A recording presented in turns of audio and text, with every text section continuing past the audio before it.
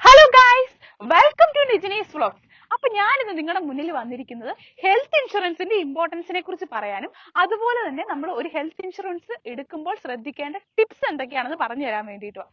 അപ്പൊ നമുക്ക് വീഡിയോയിലോട്ട് പോയിട്ട് അത് എന്തൊക്കെയാണെന്ന് നോക്കാം.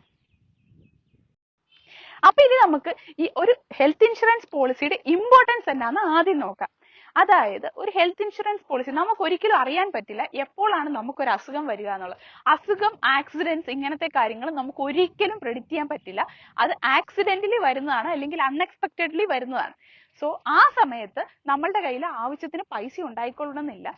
ഇല്ലെങ്കിൽ തന്നെ നമ്മളിപ്പോ വേറെ എന്തെങ്കിലും ആവശ്യത്തിന് ഒരു സ്ഥലം വാങ്ങിക്കാനോ അതല്ലെങ്കിൽ കല്യാണം നടത്താനോ അങ്ങനെ എഡ്യൂക്കേഷണൽ പർപ്പസിനോ അങ്ങനെ എന്തിനെങ്കിലും മാറ്റി വെച്ചിരിക്കുന്ന പൈസ ആയിരിക്കും നമ്മൾ ഇങ്ങനെ ഒരു അസുഖം വരുമ്പോഴോ അതല്ലെങ്കിൽ ഒരു ആക്സിഡന്റ് വരുന്ന സമയത്ത് യൂസ് ചെയ്യേണ്ടി വരിക.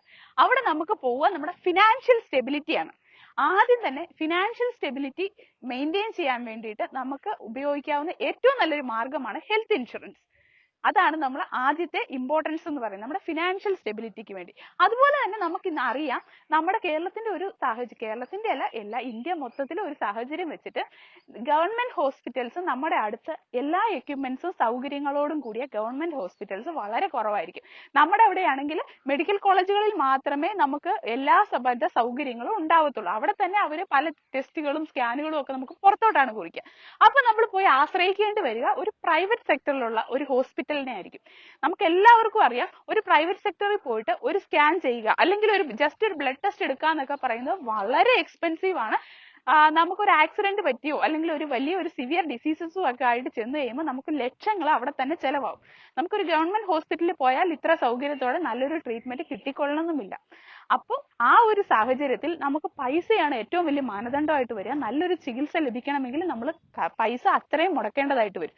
അപ്പൊ ഇങ്ങനെ ഒരു സാഹചര്യത്തിൽ നമുക്കൊരു ഹെൽത്ത് ഇൻഷുറൻസ് പോളിസി നമ്മളെ സപ്പോർട്ട് ചെയ്യാനായിട്ട് നമുക്ക് ബാക്ക് ബോൺ ആയിട്ട് ഉണ്ട് എന്നുണ്ടെങ്കിൽ ഈ ഒരു എക്സ്പെൻസിനെ കുറിച്ച് പേടിക്കാതെ തന്നെ നമുക്ക് നല്ലൊരു ആശുപത്രിയിൽ പോയിട്ട് നല്ലപോലെ നമുക്ക് ട്രീറ്റ്മെന്റ് എടുത്ത് നമുക്ക് ക്യൂർ ആവാൻ പറ്റും അസുഖത്തിന്.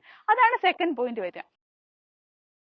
അതുപോലെ തന്നെ നമ്മൾ എല്ലാവരും വിചാരിക്കുന്ന ഒരു കാര്യമാണ്, എനിക്കിപ്പോ 25 വയസ്സല്ലേ ആയുള്ളൂ അല്ലെങ്കിൽ 30 വയസ്സല്ലേ ആയുള്ളൂ, എനിക്കിപ്പോ അസുഖമൊന്നും വരാൻ പോകുന്നില്ല, എന്തിനാണ് വെറുതെ ഓരോ വർഷം ഇങ്ങനെ പൈസ അടച്ചു കളയുന്നത്, ഒരു 60 വയസ്സല്ല ഒരു 65 വയസ്സാകുമ്പോൾ ഞാൻ ഒരു പോളിസി എടുക്കാം. ആ വിചാരം തന്നെ വളരെ തെറ്റാണ്.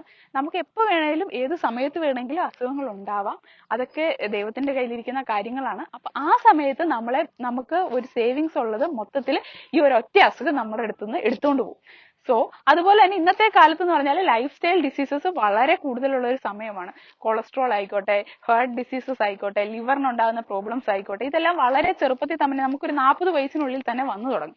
അപ്പൊ നമ്മൾ ആ സമയത്ത് ഒരു പോളിസി എടുക്കാൻ പോയി കഴിഞ്ഞാൽ ഒരു ഹെൽത്ത് ഇൻഷുറൻസ് കമ്പനീസും നമുക്ക് എന്തെങ്കിലും പ്രീ എക്സിസ്റ്റിംഗ് ആയിട്ടുള്ള ഹാർട്ട് ഡിസീസസ് അങ്ങനത്തെ കാര്യങ്ങൾക്കൊക്കെ പോളിസി തരണമെങ്കിൽ കുറച്ച് ബുദ്ധിമുട്ടായിരിക്കും.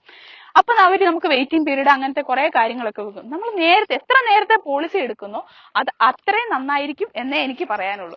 നമ്മൾ താമസിക്കും തോറും നമുക്ക് എന്തെങ്കിലും അസുഖങ്ങളോ കാര്യങ്ങളൊക്കെ ഉണ്ടെങ്കിൽ ഓരോ കമ്പനി 4 വർഷം വെയിറ്റിംഗ് പീരീഡ്, ആ അസുഖത്തിന് ക്ലെയിം ചെയ്യാൻ 4 വർഷം വേണം വെയിറ്റിംഗ് പീരീഡ് എന്ന് പറയും. അല്ലെങ്കിൽ 3 വർഷം വെയിറ്റിംഗ് പീരീഡ് പറയുന്ന കമ്പനീസ് ഉണ്ട്. അപ്പൊ ഇതൊക്കെ നമുക്ക് അവോയ്ഡ് ചെയ്യണമെങ്കിൽ നമ്മൾ ഹെൽത്തി ആയിട്ടിരിക്കുന്ന സമയത്ത് തന്നെ ഒരു പോളിസി എടുത്തു വെക്കാം. അപ്പൊ നമുക്ക് വർഷം അത് റിന്യൂ ആകുമ്പോൾ എന്തെങ്കിലും ഒരു അസുഖം ഭാവിയിൽ നമുക്ക് വന്നു കഴിയുമ്പോൾ അത് അപ്പൊ തന്നെ നമുക്ക് ക്ലെയിം ചെയ്യാൻ സാധിക്കും. അതുപോലെ തന്നെ ഇപ്പൊ ആണെങ്കിൽ നമുക്ക് എല്ലാവർക്കും അറിയാം, കൊറോണ വളരെ കൂടിക്കൊണ്ടിരിക്കുകയാണ്. ആർക്ക് എപ്പോ കൊറോണ വരുമെന്ന് അറിയാൻ മേലാത്തൊരവസ്ഥയാണ്. ഇന്നിപ്പോ കൊറോണ ഇല്ലാതെ നമ്മൾ ഹെൽത്തി ആയിട്ടിരിക്കും. ഒരു 10 ദിവസം 15 ദിവസം കഴിയുമ്പോഴായിരിക്കും നമുക്ക് കൊറോണ വരിക. അതൊന്നും നമ്മുടെ കയ്യിലല്ല.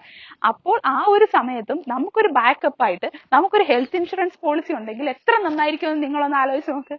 നമ്മുടെ ജീവിതത്തിൽ ഏറ്റവും ഇമ്പോർട്ടന്റ് ആയിട്ടുള്ള ഒരു കാര്യം തന്നെയാണ് ഹെൽത്ത് ഇൻഷുറൻസ് പോളിസി. നമ്മുടെ ഫിനാൻഷ്യൽ സ്റ്റെബിലിറ്റിക്ക് ഏറ്റവും അത്യാവശ്യമാണത്. ഇനി നമുക്ക് ഹെൽത്ത് ഇൻഷുറൻസ് പോളിസി എടുക്കുമ്പോൾ കുറച്ച് ടിപ്സ് ഉണ്ട്, അത് ഞാൻ നിങ്ങൾക്ക് പറഞ്ഞുതരാം. ഫസ്റ്റ് ആൻഡ് ഫോർമോസ്റ്റ് ടിപ്പ് എന്ന് പറയുന്നത്, നമ്മൾ എപ്പോഴും പോവാറുള്ള ഒരു പ്രൈവറ്റ് ഹോസ്പിറ്റൽ കാണും. എല്ലാവിധ സൗകര്യങ്ങളോടും കൂടിയ ഒരു പ്രൈവറ്റ് ഹോസ്പിറ്റൽ കാണുമല്ലോ. ആ ഹോസ്പിറ്റലിൽ ടൈപ്പ് ഉള്ള ഇൻഷുറൻസ് കമ്പനീസ് ഏതൊക്കെയാണെന്നുള്ളത് കറക്റ്റ് ആയിട്ട് നിങ്ങൾ ചോദിച്ച് മനസ്സിലാക്കുക. ഇപ്പൊ ഒരു ഹോസ്പിറ്റലിൽ തന്നെ 3-4 കമ്പനീസ് കാണും ടൈപ്പ് ആയിട്ടുള്ള. അപ്പൊ അതിൽ നിന്ന് ബെസ്റ്റ് ആയിട്ടുള്ള ഒരു കമ്പനി ഏതാന്ന് വെച്ചാൽ അതേ നിങ്ങൾ ചൂസ് ചെയ്യാവുള്ളൂ. അതുപോലെ തന്നെ ക്യാഷ്ലെസ് ബെനിഫിറ്റ് അത് മസ്റ്റ് ആണ്. നമ്മളൊരു ഹെൽത്ത് ഇൻഷുറൻസ് പോളിസി ഞാൻ ആദ്യം പറഞ്ഞ പോലെ തന്നെ എടുക്കുന്നത് ഫിനാൻഷ്യൽ സ്റ്റെബിലിറ്റിക്ക് വേണ്ടിയിട്ടാണ്. അപ്പൊ നമുക്കിപ്പോ ഒന്ന് ആലോചിച്ച് നോക്കുക, ആ ക്യാഷ്ലെസ് ബെനിഫിറ്റ് ഇല്ല ഹോസ്പിറ്റലിൽ ഒരു ഇൻഷുറൻസ് കമ്പനിക്കെങ്കിൽ നമ്മൾ വെറുതെ ആവും. നമ്മൾ പിന്നെ റീഇംബേഴ്സ്മെന്റിന് പോകണം. അതായത് നമ്മൾ തുടക്കത്തിൽ ഇപ്പൊ 2 ലക്ഷം രൂപ ആയി കഴിഞ്ഞാൽ കഴിഞ്ഞാൽ ആ 2 ലക്ഷം രൂപ നമ്മൾ കയ്യിൽ നിന്ന് അടയ്ക്കണം. അതിന് നമ്മൾ പൈസ കണ്ടെത്തണം. അതിനുശേഷം പിന്നെ 7 ദിവസം കഴിഞ്ഞ് അതിന്റെ റീഇൻഫോഴ്സ്മെന്റ് നമുക്ക് ലഭിക്കുന്നുള്ളൂ. അപ്പൊ അത് ശരിക്കും ഒരു നല്ല കാര്യമല്ല. നമ്മൾ ചിലപ്പോൾ നമ്മുടെ കയ്യിൽ ആ 2 ലക്ഷം രൂപ ഉണ്ടായിക്കൊള്ളണമെന്നില്ല.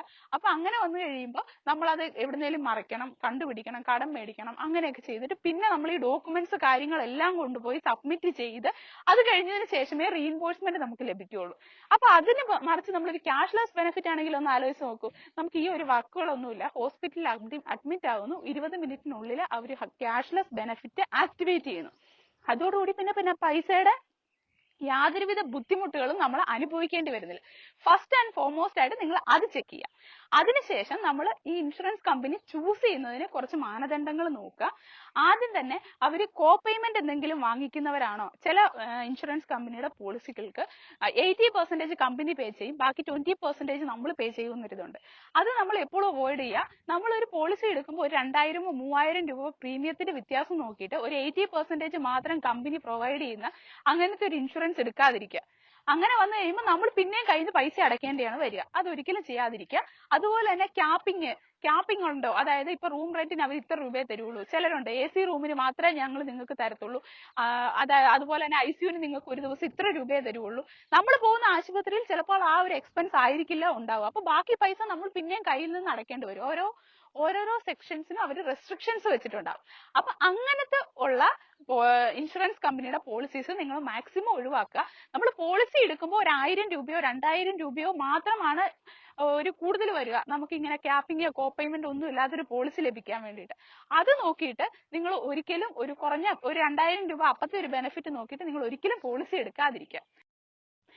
അതുപോലെ തന്നെ നമ്മൾ ശ്രദ്ധിക്കേണ്ട രണ്ടാമത്തെ കാര്യമാണ് പ്രീ ആൻഡ് പോസ്റ്റ് ഹോസ്പിറ്റലൈസേഷൻ. അത് നിങ്ങൾക്ക് എല്ലാവർക്കും അറിയായിരിക്കും. നമ്മളിപ്പോ ഒരു കിഡ്നി സ്റ്റോണിന്റെ സർജറിക്ക് പോവാണ്. നമ്മൾ സർജറി ചെയ്യേണ്ട അന്നല്ല ഡോക്ടറെ അടുത്ത് പോകുന്നത്. ഡോക്ടർ പറയാണ് ഇന്നൊരു, അങ്ങനെയല്ല നമ്മൾ ചെയ്യുക. നമ്മളെപ്പോഴും നേരത്തെ ഒരു മാസം മുന്നേ മരുന്ന് കഴിക്കാൻ തുടങ്ങും. ഡോക്ടർ പറയും 1 മാസം കഴിയുമ്പോൾ നമുക്ക് സർജറി ഉണ്ട്, അങ്ങനെയാണ് നമ്മൾ സർജറിക്ക് പോവാം. അപ്പൊ അങ്ങനെ വന്നു കഴിയുമ്പോൾ ഒരു കമ്പനി നമ്മൾ നോക്കേണ്ടത് എത്ര ദിവസം ഈ സർജറിക്ക് മുന്നേ ഉള്ള കോസ്റ്റ് കമ്പനി വഹിക്കുന്നുണ്ട്. അതുപോലെ തന്നെ സർജറി കഴിഞ്ഞ് ഡിസ്ചാർജ് ആയി പോയി, അത് കഴിഞ്ഞാൽ നമുക്ക് മെഡിക്കേഷൻ വേണ്ടി വരും, സ്കാനിങ് വേണ്ടി വരും, ബ്ലഡ് ടെസ്റ്റ് വേണ്ടി വരും, ഇതൊക്കെ കുറഞ്ഞു എന്നുള്ള അങ്ങനത്തെ കുറെ കാര്യങ്ങൾ വേണ്ടി വരും. അപ്പൊ അതിന്റെ ചെലവ് എത്ര ദിവസം കമ്പനി വഹിക്കുന്നുണ്ട്? ചില കമ്പനീസ് 30 ദിവസം പ്രീ ഹോസ്പിറ്റലൈസേഷനും ഒരു 60 ദിവസം പോസ്റ്റ് ഹോസ്പിറ്റലൈസേഷനും ആയിരിക്കും. ചിലർ വന്നിട്ട് 60 ദിവസം പ്രീ ഹോസ്പിറ്റലൈസേഷനും 180 ഡേയ്സ് പോസ്റ്റ് ഹോസ്പിറ്റലൈസേഷനും ഉണ്ടായിരിക്കും. അപ്പൊ അത് ഏറ്റവും കൂടുതൽ ഏത് കമ്പനിയാണ് ഏറ്റവും കൂടുതൽ പ്രൊവൈഡ് ചെയ്യുന്നതെന്ന് വെച്ചാൽ അത് വേണം നിങ്ങൾ ചൂസ് ചെയ്യാൻ വേണ്ടിയിട്ട്. ഒരിക്കലും നമ്മൾ കുറഞ്ഞതിന് വേണ്ടിയിട്ട് സെറ്റിൽ ചെയ്യാതിരിക്കുക. ഏറ്റവും കൂടിയ ഡേയ്സ് ഏതാണ് തരുന്നതെന്ന് വെച്ചാൽ അതാണ് നമുക്ക് ഏറ്റവും കൂടുതൽ ബെനിഫിറ്റ് തരിക. കാരണം അങ്ങനെയുള്ള കോസ്റ്റുകളൊക്കെ നമുക്ക് വളരെ കൂടുതലാണ്. എല്ലാവർക്കും അറിയാം. ഒരു സ്കാൻ ചെയ്യണമെങ്കിൽ, ഒരു ബ്ലഡ് ടെസ്റ്റ് എടുക്കണമെങ്കിൽ, അവർ പറയുന്ന പോലെ എന്തെങ്കിലും ഒരു ടെസ്റ്റുകൾ കാര്യങ്ങൾ നമ്മൾ ചെയ്യണമെന്നുണ്ടെങ്കിൽ കോസ്റ്റ് വളരെ കൂടുതലാണ്. സോ നമ്മൾ ഒരിക്കലും കുറഞ്ഞ ഒരു ഡേയ്സിൽ സെറ്റിൽ ചെയ്യാതിരിക്കുക. കൂടുതൽ തരുന്ന ആരാണോ അതിൽ മാത്രമേ നമ്മൾ സെറ്റിൽ ചെയ്യാവുള്ളൂ. അത് കഴിഞ്ഞിട്ട് അടുത്തതെന്ന് പറയുന്നത് നോൺ അലോപ്പതിക് ട്രീറ്റ്മെന്റ്. ഇന്നത്തെ കാലത്ത് നമ്മൾ അലോപ്പതിനെ പോലെ തന്നെ പലരും ആയുർവേദത്തിൽ തിരുമാൻ പോകുന്നവരുണ്ട്, അല്ലെങ്കിൽ അവിടെ കണ്ടിന്യൂസ് ആയിട്ട് എന്തെങ്കിലും കാര്യത്തിന് മെഡിക്കേഷൻ എടുക്കാൻ പോകുന്നവരുണ്ട്. നമുക്കറിയാം, നമ്മൾ അലോപ്പതിയിൽ ഒരു ട്രീറ്റ്മെന്റ് നടത്തുന്നതിനേക്കാളും ചിലവാണ് ഒരു 10 ദിവസം ഒരു ആയുർവേദ ഹോസ്പിറ്റലിൽ പോയി തിരുമാന്ന് പറയുന്നത്. ചിലപ്പോൾ 1 ലക്ഷം രൂപയാവാം. അപ്പൊ അതിൽ എത്ര ശതമാനം ആ ഇൻഷുറൻസ് കമ്പനി പ്രൊവൈഡ് ചെയ്യുന്നുണ്ട്? ചിലർ വന്നിട്ട് ആ നോൺ അലോപ്പതിക് ട്രീറ്റ്മെന്റിന് വളരെ കുറച്ച് തുക മാത്രമേ നമുക്ക് തരത്തുള്ളൂ. അല്ലെ, ഒരു മാസം ഒരു 20,000 രൂപ. ആ 20,000 രൂപയ്ക്കൊക്കെ നമുക്കൊരു ആയുർവേദ ട്രീറ്റ്മെന്റ് ഒന്നും ആവത്തില്ല. നമുക്ക് എല്ലാവർക്കും അത് നല്ലപോലെ അറിയാം. അപ്പൊ അതാര് 100% കവർ ചെയ്യുന്നു? അത് വളരെ ഇമ്പോർട്ടന്റ് ആയിട്ടുള്ള ഒരു കാര്യമാണ്. അതുപോലെ തന്നെ ഹോമിയോപ്പതി ഉണ്ട്, യുനാനി ഉണ്ട്, സിദ്ധയുണ്ട്, അങ്ങനെ കുറെ ട്രീറ്റ്മെന്റ്സ് ഉണ്ട്. അപ്പൊ അതിൽ നമുക്ക് എല്ലാത്തിനും 100% കവറേജ് വേണം. അല്ലാതെ ഒരു 20,000 രൂപ എന്നുണ്ടോ 30,000 രൂപ ആണെന്നുണ്ടോ നമുക്കൊന്നും ആവുന്നില്ല. അപ്പൊ അത് നിങ്ങൾ മാക്സിമം ശ്രദ്ധിക്കാം. അതുപോലെ തന്നെ പിന്നെ ഉള്ളതാണ് ഡേ കെയർ പ്രൊസീജിയേഴ്സ്. നമ്മുടെ ഇന്നത്തെ ഈ സയൻസ് ഒക്കെ വളരെയധികം പുരോഗമിച്ചു പോയി. അപ്പൊ ചില സർജറിക്ക് കാര്യങ്ങൾക്ക് അഥവാ ചില അസുഖങ്ങൾക്കൊക്കെ നമുക്ക് 24 hours ഹോസ്പിറ്റലൈസേഷൻ മാൻഡേറ്ററിയേ അല്ല. അപ്പൊ അങ്ങനെ വന്നു കഴിയുമ്പോൾ നമ്മുടെ ഒരു മെഡിക്കൽ ക്ലെയിമിനെ സംബന്ധിച്ചിടത്തോളം, ഒരു ഹെൽത്ത് ഇൻഷുറൻസ് പോളിസിയെ സംബന്ധിച്ചിടത്തോളം 24 hours ഹോസ്പിറ്റലൈസേഷൻ ആണ് പറയുന്നത്. അപ്പൊ ഇങ്ങനെ 24 hours ഹോസ്പിറ്റലൈസേഷൻ വേണ്ടാത്ത ചികിത്സാ രീതികളെയാണ് നമ്മൾ ഡേ കെയർ പ്രൊസീജിയേഴ്സ് എന്ന് പറയുന്നത്. അപ്പൊ എത്രത്തോളം ഡേ കെയർ പ്രൊസീജിയേഴ്സ് ഈ ഒരു ഇൻഷുറൻസ് കമ്പനി നമുക്ക് പ്രൊവൈഡ് ചെയ്യുന്നുണ്ട്? ചിലർ വന്നിട്ട് 200 എണ്ണമായിരിക്കും പ്രൊവൈഡ് ചെയ്യുന്നത്. അവർ ലിസ്റ്റ് തരും. നിങ്ങൾ ആ ലിസ്റ്റ് ഒന്ന് ജസ്റ്റ് വെരിഫൈ ചെയ്യുക. എത്ര എണ്ണം അവർ പ്രൊവൈഡ് ചെയ്യുന്നുണ്ട്, എത്ര എണ്ണം അവർ പ്രൊവൈഡ് ചെയ്യുന്നില്ല. അപ്പൊ അത് നോക്കുമ്പോൾ നമുക്ക് മനസ്സിലാവും നമുക്ക് ഏതായിരിക്കും നല്ലതെന്നുള്ളത്. അപ്പൊ ഏറ്റവും കൂടുതൽ ഡേ കെയർ പ്രൊസീജിയേഴ്സ് ആരാണോ പ്രൊവൈഡ് ചെയ്യുന്നത് അവരുടെ പോളിസീസ് മാത്രം നിങ്ങൾ ചൂസ് ചെയ്യാം. ഏതാന്ന് വെച്ചാൽ ഡൊമിസിലറി ഹോസ്പിറ്റലൈസേഷൻ. ഈ ഡൊമിസിലറി ഹോസ്പിറ്റലൈസേഷൻ എന്ന് പറഞ്ഞാൽ ട്രീറ്റ്മെന്റ് അറ്റ് ഹോം.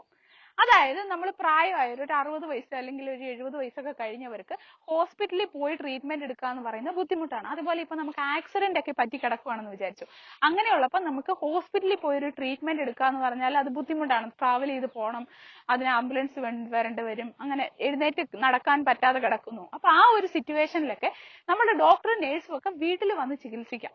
അപ്പൊ അതിന് കമ്പനി എത്രത്തോളം കവർ ചെയ്യും, ഫുള്ളായിട്ട് കവർ ചെയ്യുവോ അഥവാ കവർ ചെയ്യത്തില്ലേ, ഇത് നമ്മൾ ഉറപ്പായിട്ടും ഒരു പോളിസി എടുക്കുന്ന സമയത്ത് നമ്മൾ അത് നോക്കി വേണം എടുക്കാൻ. അത് കറക്റ്റ് ആയിട്ട് തരുന്ന കമ്പനി ഏതാണോ അത് മാത്രമേ നമ്മൾ ചൂസ് ചെയ്യാവൂ. അതുപോലെ തന്നെ പിന്നെ നമ്മൾ ശ്രദ്ധിക്കേണ്ട കാര്യമാണ് no claim bonus. No claim bonus എന്ന് പറഞ്ഞാൽ ഇപ്പൊ ഞാൻ ഈ വർഷം പോളിസി എടുത്തു, എനിക്ക് ഒരു അസുഖവും വന്നില്ല, ഞാൻ 1 രൂപ പോലും ക്ലെയിം ചെയ്തില്ല. അപ്പോൾ അടുത്ത വർഷം നമ്മുടെ സം ഇൻഷുർഡിലോട്ട് എത്രമാത്രം എമൗണ്ട് ക്യാരി ഫോർവേഡ് ആവും ഈ വർഷത്തെ. ചിലർ ഒരു 2% ആയിരിക്കും, ചിലർ 1% ആയിരിക്കാം. അത് എത്രത്തോളം ക്യാരി ഫോർവേഡ് ചെയ്യും, അത് ഏറ്റവും നന്നായി ഏറ്റവും കൂടുതൽ ക്യാരി ഫോർവേഡ് ചെയ്യുന്ന ആരാണോ ആ കമ്പനി ആയിരിക്കും ദ ബെസ്റ്റ് കമ്പനി എന്ന് പറയുന്നത്. കാരണം നമുക്ക് അത്രയും സം ഇൻഷുർഡ് ആണ് അടുത്ത വർഷം നമുക്ക് ലഭിക്കുക. അതുപോലെ തന്നെ നമുക്ക് ഈ പോളിസി പിന്നെ ശ്രദ്ധിക്കേണ്ട കാര്യമാണ്, നമ്മുടെ പോളിസി മൈഗ്രേറ്റ് ചെയ്യാൻ പറ്റുമോ, ഭാവിയിൽ ഹയർ എമൗണ്ടിലേക്ക് മൈഗ്രേറ്റ് ചെയ്യാൻ പറ്റുമോ, അഥവാ വേറെ പോളിസികളിലേക്ക് മൈഗ്രേറ്റ് ചെയ്യാൻ പറ്റുമോ. അപ്പൊ നിങ്ങൾ ഒരു ഹെൽത്ത് ഇൻഷുറൻസ് പോളിസി വാങ്ങിക്കാൻ പോകുമ്പോൾ ഞാൻ ഈ പറഞ്ഞ ടിപ്പുകളെല്ലാം മനസ്സിൽ വെച്ചോളാം. ഈ ടിപ്പുകളൊക്കെ നോക്കിയിട്ട് വേണം നിങ്ങളൊരു പോളിസി വാങ്ങിക്കാൻ വേണ്ടിയിട്ട്. നമ്മളൊരു പോളിസി എടുക്കുന്നത് നമ്മുടെ ലൈഫ് സെക്യൂർ ആക്കാൻ വേണ്ടിയാണ്, നമ്മുടെ ഫിനാൻഷ്യൽ സ്റ്റെബിലിറ്റിക്ക് വേണ്ടിയിട്ടാണ്. അപ്പോൾ ഒരു 1000-2000 രൂപ കുറവ് നോക്കിയിട്ട് നിങ്ങൾ ഒരിക്കലും ഒരു കുറഞ്ഞ പോളിസിക്ക് വേണ്ടി സെറ്റിൽ ഡൗൺ ചെയ്യരുത്. മാക്സിമം വാങ്ങിക്കുമ്പോൾ നല്ല പോളിസി, വില കുറവിൽ നല്ലൊരു പോളിസി, അതായത് ഈ പറയുന്ന ഫീച്ചേഴ്സ് എല്ലാം തരുന്ന ഒരു പോളിസി വേണം നിങ്ങൾ നോക്കി വാങ്ങിക്കാൻ വേണ്ടിയിട്ട്. ഇനി നിങ്ങൾക്ക് നല്ല ഹെൽത്ത് ഇൻഷുറൻസ് പോളിസി ഏതാണെന്നുള്ളതിനെ കുറിച്ചൊക്കെ ഞാനൊന്ന് പഠിച്ചുകൊണ്ടിരിക്കുവാണ്. അപ്പൊ അതൊക്കെ ഞാൻ നിങ്ങൾക്ക് അടുത്ത വീഡിയോകളിലൂടെ പറഞ്ഞു തരാം. അപ്പൊ സ്റ്റേ ട്യൂൺഡ്. അപ്പൊ എന്റെ ഈ വീഡിയോ ഇഷ്ടപ്പെടുകയാണെന്നുണ്ടെങ്കിൽ എല്ലാവരും ഒന്ന് ലൈക്ക് ചെയ്യുക, ഷെയർ ചെയ്യുക, അതുപോലെ തന്നെ സബ്സ്ക്രൈബ് ചെയ്യാൻ മറക്കരുത് കേട്ടോ. ബൈ.